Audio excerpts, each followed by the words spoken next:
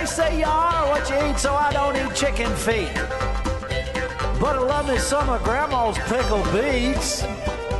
Well, cut it up, put it in the pan, throw it over your shoulder and see where it lands right here in Farmer's Kitchen. Maters, taters, beans and corn, the cows in the barn and the sheep's been shorn, kids in the barnyard chasing Grandpa's chicken. Spices, slices, cuts and dices, gonna slash your grocery prices right here in Farmer's Kitchen. Help you grow your garden good with recipes to suit your mood. Try some grub you've never tried before. Smash it with a wooden mallet. Gonna educate your palate. Right here in Farmer's Kitchen. In Tim Farmer's Country Kitchen. We're gonna cook something good now. Funding for Tim Farmer's Country Kitchen is brought to you by L81 Bottling Company. Taste, love, and share the tradition.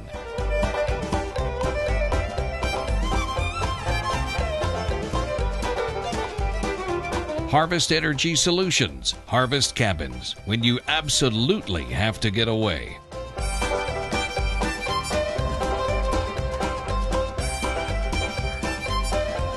Kentucky Sheep and Goat Development Office. Try something different tonight.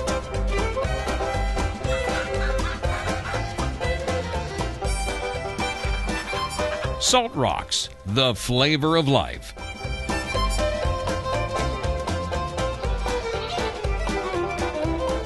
Good Foods Co-op, Marksbury Farm Market, Weisenberger Mill, your village shop. Hello and welcome to Tim Farmer's Country Kitchen. We have somebody new on set today. Chappie. I forget his name, we call him so many things. Snipper This Snap. is Kelly's dog who's behind the camera, so he's just here today. There's nothing we can do about it, but we love him. We do love him. We've had so many questions. We assume everybody is on Facebook. Not everybody is. Right. So we're still getting questions. What happened to Nikki's neck? What happened to Nikki's neck? Real quick, you got hit by another vehicle. You broke a vertebrae in your neck. And hopefully, I'm almost healed. I'm hoping. We're hoping. We have one more test we have to go through, but everything's looking good. She's healing quickly. Got my cast off? Got your cast off your leg. You broke your ankle. And a lot of people, I think, are assuming, well, why is she on the show? We're not breaking any rules. Doctor said you can absolutely be up here. You can even take that off for an hour a day when you eat and things like that. And I have cabin fever, and you've taken such good care of me. You took a week off work, you babied me, you bathed me, you fed me, you carried me around. You were pretty pitiful. Yeah. Callie helped too. She helped Yeah. buy groceries. You guys have been so good to me, but you've been wonderful to me. Thank you for being so sweet. You must love me. Well, of course. I mean, that's what I'm here for. That's right. And I'd be glad to help you as much as I could. You know, people think, well, she's got a neck brace on. Well, you know, to us, that's an inconvenience. To you, Right. that's an inconvenience, but it's not going to stop us. If you were in a wheelchair, we'd still be doing this. If I was in a wheelchair, we'd Well, still you be don't doing let me it. walk. You grab me. Well, you got to be careful Yeah. where you go. So there's still a lot of things that she can't do, Right. but she's getting better, a lot better. I can tell that you're I'm feeling much better. more confident. That's because you're taking care of me. so You've been good. sweet. All right, now tonight we're going to do some cowboy cooking, cast iron cooking. People really like that, and a lot of people say, well, how do you recondition? You know, all right, here's what happens. Look at that little bit of rust. Did you leave that sitting out there? I think you did. I I think Kelly did it. Kelly did it. Chappie Chaplain did it. You know what? I think I probably did that actually. There's a very simple way to do this. Now, Okay. a lot of people use a lot of different things. They use vinegar, they use potatoes. If you have a method that works for you, that's fine. But this is directly from the lodge people. Okay. They say this is the way to do it. I have tried it. It works for me very well. You're going to need a little scrubbing pad. I use these little stainless steel. The first thing you do is just scrub. You see how that's getting that off of Yeah. there? Scrub the whole thing. See how that's getting that into the first layer there? Getting rid of all that rust. Now, there's all these different ideas about, oh, you can do this and you can't do that. You can use soap, you can't use soap. Guess what? Lodge says it's okay to use soap. So, the next thing you're going to do is wash it. Now, with that, you're going to pour a little bit of water in there, and I'm going to put a little bit of soap. Just a little bit of soap. Then you can come back and even use this again. You can use a scrub brush. Use whatever you want. You can use soap. Now you want to rinse that out really, really, really good so you don't have any soapy taste in there. So we're going to keep on washing that till we get down. Get rid of that rust. All right, now, obviously we're going to rinse this. Now, if you're inside, obviously you got running water. But you know what? We're up here in the 1800s. We That's got right. no water. That's right. The harvest cabin. That looks better. It looks better, but there's still a couple steps. Okay. Now, we're doing the quick thing here. Normally, I would rub that a lot better. After we dry it, we're going to take just a little bit of vegetable oil. Rub that around. I'm going to take another paper towel and just evenly coat that. That's it. After we've rinsed it well. Well, not quite. No. Here's another step. After we do this on the inside and on the out, and we get a nice coat all over, guess what we're going to do? What? We're going to pop that in the oven, Okay. upside down. Okay. Okay. I'm going to put some aluminum foil underneath it. For drip. 350 degrees for 1 hour. That re-seasons that. Now, after it cooks in the oven, you open the door, turn the oven off, let it cool for about an hour. Take it out, set it out. Guess what? You have a reconditioned piece of cast iron ready to go. Now, you know what I got to do? I got to get some fire started because you know we got company coming. I can actually sit back and watch you guys cook and You eat. can sit back and chill. That sounds good to me. The pressure's off of me. We're going to get Rodney Brewer. He's the commissioner of state police here in Kentucky, but he's a buddy of mine. We've hunted together. We've talked together. We've solved all the problems of the world at least 7 times. Wow. So let's get cleaned up. Okay. I'll get the fire going, and I'm glad you're feeling better.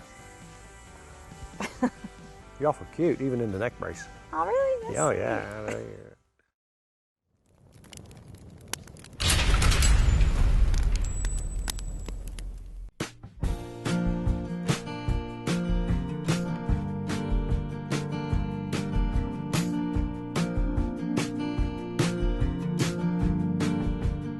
All right, normally, I'd be wearing my cowboy boots. This was cowboy boots before we took the scissors to it. These said really pointy toes, and you've got your cowboy boots on. This is our cowboy cooking segment. Cowboy cooking without the cowboy hats. That's exactly right. We'll put them on later. It's 850 degrees. Rodney Brewer is joining us tonight, and you know what? You were talking about something on the phone the other day that I found rather appealing. And you used a word where you put a bunch of vegetables together, and then you started telling me. Well, just go ahead and tell us one of the side items. Well, I kind of stumbled across this in a Lodge cast iron cookbook, and so I kind of modified it a little bit to my own. But basically, you know, you've got all these influx of vegetables coming in, except for okra. Okra's tough to find right now. I think the weather has. I've got some in the garden. Well, we'll go if pick. I can find we it need some more. We'll amongst the pick weeds. it. But basically, it's a conglomeration of different vegetables that are coming in this time of year. It's got okra, onions, jalapeno, squash, some tomatoes, corn, a little garlic thrown What are you in, gonna call and it's Rodney Succotash. Rodney's Succotash. Exactly. It's good stuff. I fixed it just last night. We had some friends over. It's really, really good. You know, I was sitting here and looking at you cutting vegetables, and you know, You mean me doing all the work? I've got it made tonight. Yeah. You want to do this more often? Yeah, I can see this becoming a trend. The Tim Farmer Cooking Show, With and we have a other- guest tonight. Yeah. Yeah, I like the concept here. I'm chilling, man. You got everything under control. We can handle this. You got vegetables, a knife, and a cutting board on our beautiful. Beautiful preparation table. Absolutely, it works. Well, do you want to get this thing started and kind of tell us how this thing's going? Sure. And just, you know, we eat whenever we eat, and whatever we eat.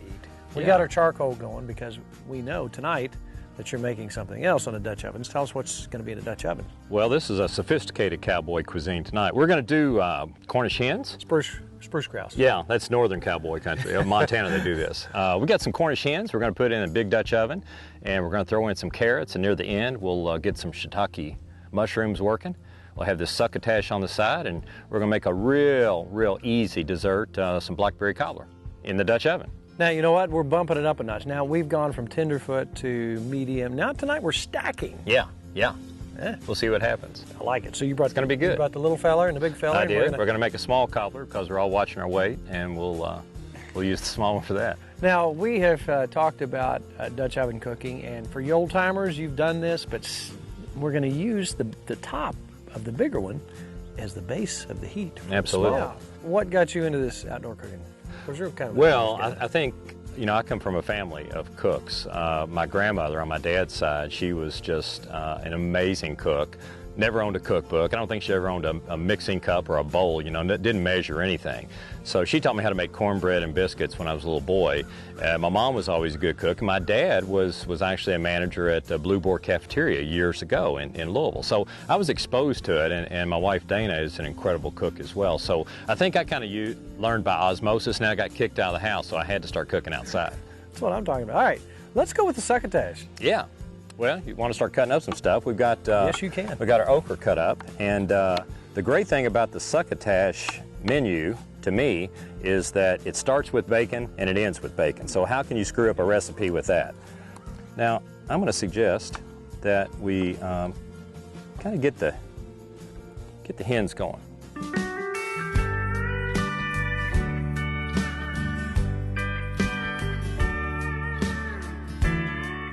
All right, now, you know, we've hunted together, and I know you're an outdoorsman. I've known you for a lot of years, 1922. Seems that long. 23, something like that, first time I met you. But I know you're an outdoorsman, and this is, you know, this could very well be grouse. Sure. Oh, absolutely. And I don't do a lot to these because, you know, Cornish hens are so rich. Oh, I mean, yeah. they're just such a great meat that I just salt and pepper them. And, you know, if you want to throw some thyme or something like that in, you can. But, you know, like any other poultry, you know, you want to make sure you get some down in that cavity. I like a lot of pepper. I'm a pepper guy. There's a fellow who watches our show, and he was recently found down somewhere around Mexico. His name is Glenn, and he's the Pepper Bandit. Glenn escaped from prison in Mexico because he stole all the pepper on the pepper train. Did you know about that? No. Did you hear about that? No. Oh, you got to find out about this Glenn kid. A new escape. What do you think this adds as far as flavor, and what is it about eating outside? You know, There's something. You know, nobody will convince me that it's an illusion. I mean, it does taste better. It does It really taste better. does. I don't know. It's the smoke. It's the, you know, it's the whole just being outdoors. The cast iron and itself. the cast iron, I'm convinced that it just adds in a whole new element of flavor to it that you can't replicate inside. And we're not out here breathing smoke for nothing. There's a reason we're out here. You just dug those carrots up, I right? just dug these carrots up. You didn't have to package them up. You could have just. The baby carrots cook a little bit faster, which tends to come out about the same time that these do. So we'll put in a good helping. So no oil. We're going to put about an inch and a half of water in this. Gotcha. At the end, we're going to put in some shiitake mushrooms. Oh.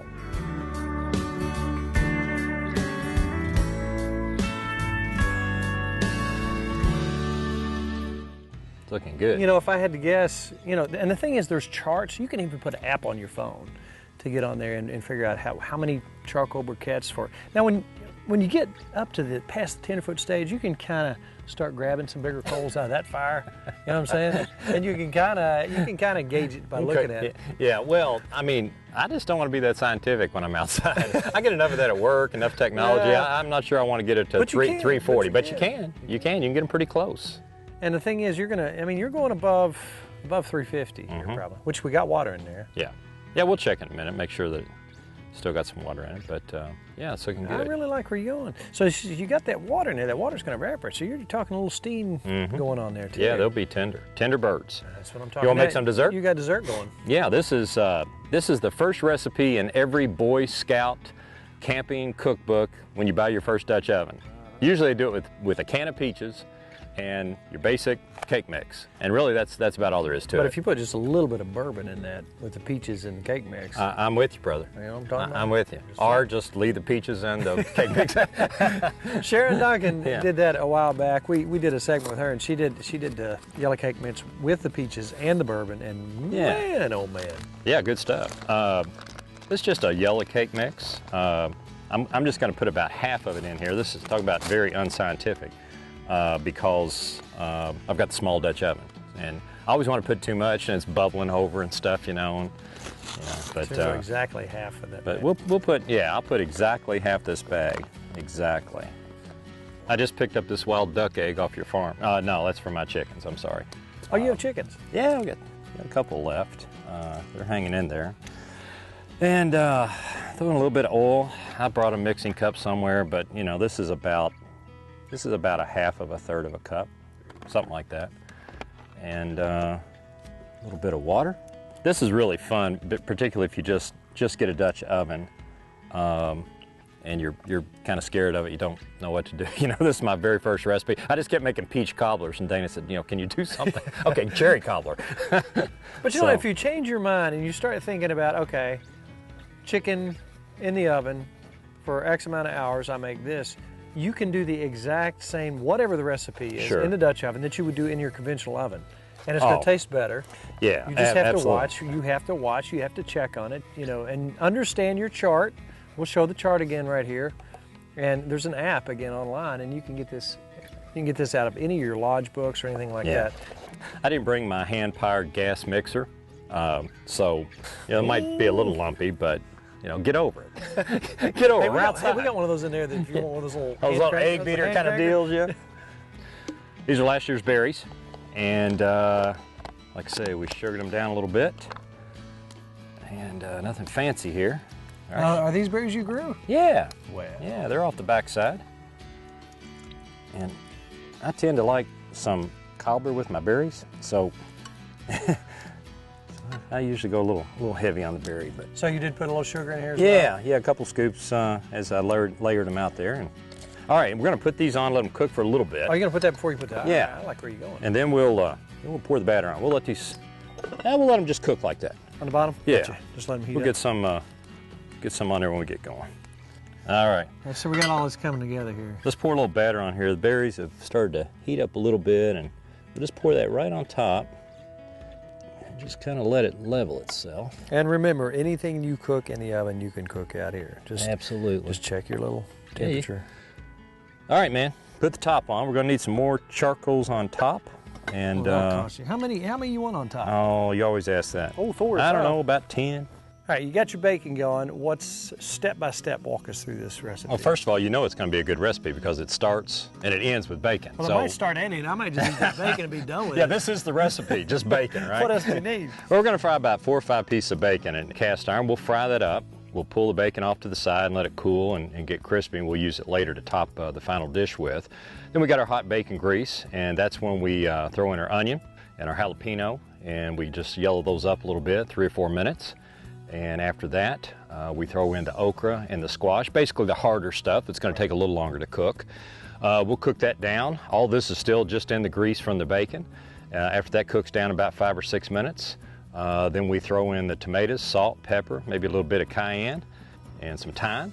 And at the very end, for the last 5 or 10 minutes, we'll throw in about 3 ears of corn that we cut off. Some shredded basil. Good stuff. And you can add anything you like to that. Yeah. Because Succotash is wide open. But this is Rodney's, by gosh. Well, it is, and Dana's not real crazy about okra, and she was talking that she thought lima beans, you know, would be really good in the place of okra, and it probably would be. And top it with that bacon and get your spoon. Let's check this cobbler out. See what this thing is doing. Oh, Dad, you know what that means? Yeah, time to set her aside. That means time to set her aside and get some ice cream. Woo. Oh, yeah. Oh, we should have made some homemade ice cream. Take that off. We'll set that over here. I like where you're going here. I see what you're doing. We're going to top it off. These don't take long to cook, obviously. So I think we're pretty close to these being finished. Oh, look at that. Oh. The skin's slipping. Oh. Look at that. How pretty is that? Oh. That's a great thing about these small birds. They just don't take that long. No, they don't.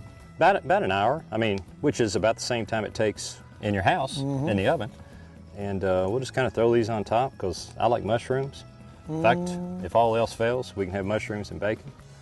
Tops it off nice. And you know what? These won't take 5 or 10 minutes, and they'll be ready. Look at that. That's very camera friendly. Yeah, it is camera friendly. It's a beautiful thing. Yeah. So we'll cover it back up so we won't lose too much of our heat. We'll let them set for a little bit.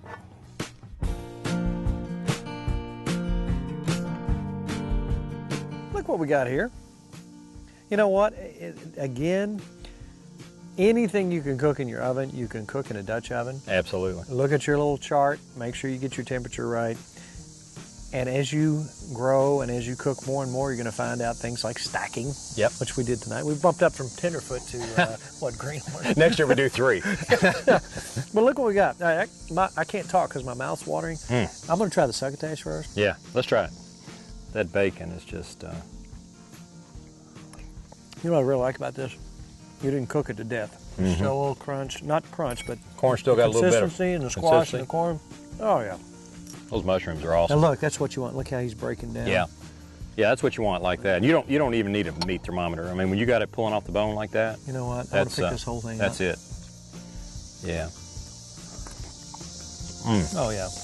You did not over-season that? You let the taste of that come out? They're so rich. You know, those birds are so rich just by virtue of how they're raised that you really don't need a lot of seasoning on them. But because we can do anything we want, because it's our rules. Because our moms made us for years. They're not looking right now. Eat this last. I'm going after the cobbler right here at the beginning. And this you can't mess up. Any Boy Scout would be proud of that. And again, if it's your first time, you just got your Dutch oven, you've been watching and want to try it, this is the perfect thing to try. Rodney, I'm proud of you, buddy. Well, you did well. I learned all I know from you, so it's from watching your shows. That's it. Dead on. Good stuff. Thank you very much. You know what? This would be a good time to tell you about our Facebook page. Yeah. Get on there, like it, see where we're going or what we're doing. Also check out timfarmerscountrykitchen.com for those very few things that you haven't seen, because they're all on there. Hundreds and hundreds of recipes. Actually, that's a great way to go back. And if you want to still something, you know, still shot it where you can jot something down or get an idea. You're exactly right. You know, versus watching it on TV, it's a great way to do that too. So yeah, I pick up on the web all the time.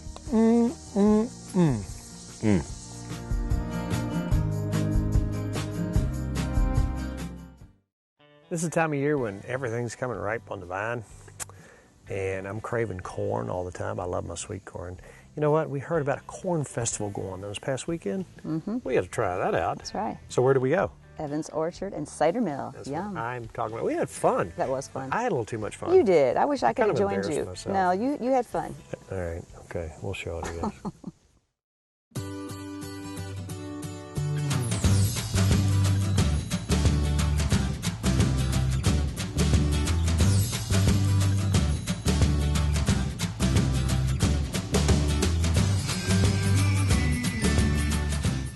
Kevin Evans in Georgetown, Evans Orchard and Cider Mill. How did this thing get started?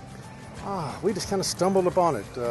You know, we're always playing around doing different things, and we started doing vegetables, going to farmers markets, and we decided we needed something to bring people back out to the farm. So we put some trees out. When did this start? We started planting our trees in 94, 95, and just slowly built her up from that. Next thing you know, you're on the map everywhere. We hear about what you do, we see what you do.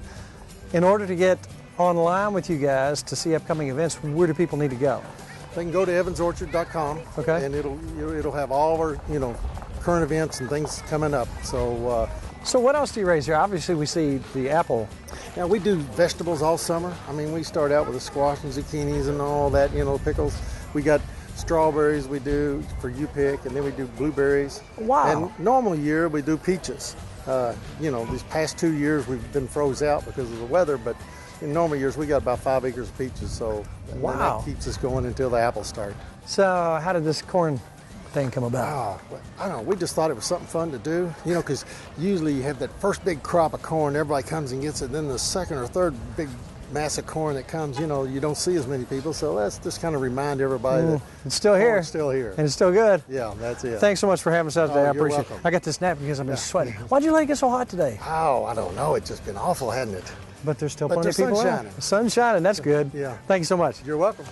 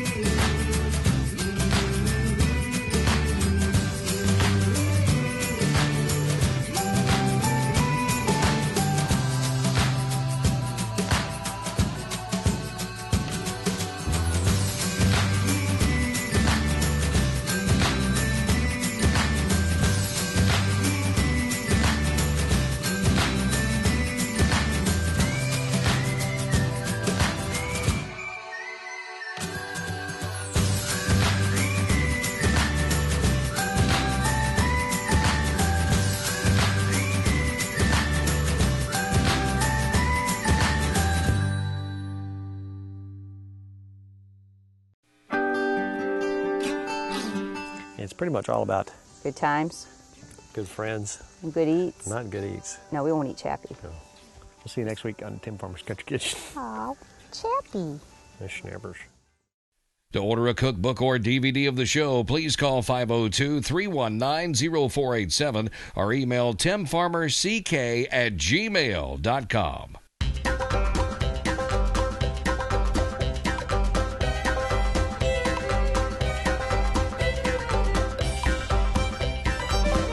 Special thanks to Furniture World Superstore, Housewarmings, Tater Knob Pottery and Farm.